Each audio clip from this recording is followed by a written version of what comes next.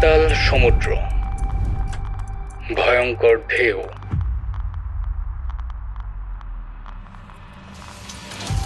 আর একটি অসাধারণ প্রযুক্তি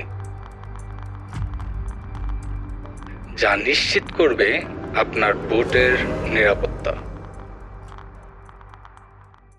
একটা মোমেন্ট কল্পনা করুন, চারপাশে ভয়ঙ্কর সমুদ্রের ঢেউ আর তার মাঝে একটি ইয়ট স্থির অবস্থায় দাঁড়িয়ে আছে। কিন্তু কিভাবে? কি এমন প্রযুক্তি আছে যা এই বিশাল ঢেউয়ের ধাক্কা সামলেও নৌকাটাকে স্থির রাখতে পারছে? আসলে এর রহস্য লুকিয়ে আছে এক অসাধারণ প্রযুক্তির ভেতর, জাইরোস্কোপিক স্টেবিলাইজার। এই যন্ত্রের মূল শক্তি লুকিয়ে আছে একটা বিশাল ভারী স্পিনিং ফ্লাই হুইলের মধ্যে, যা প্রতি মিনিটে কয়েক হাজার বার ঘুরতে থাকে।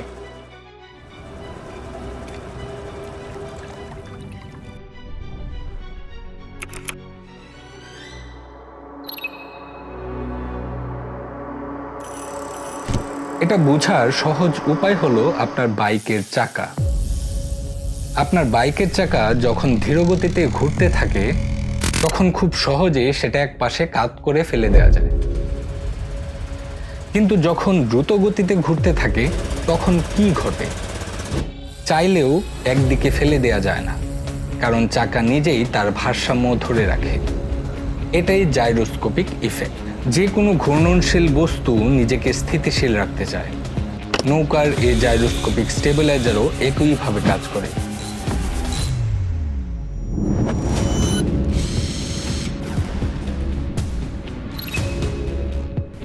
ঢেউ যখন নৌকাটিকে একদিকে ধাক্কা দেয় তখন সেই স্পিনিং ফ্লাই হুইল বিপরীত দিকে প্রতিরোধ দেয়, ফলে নৌকা কাত হয় না।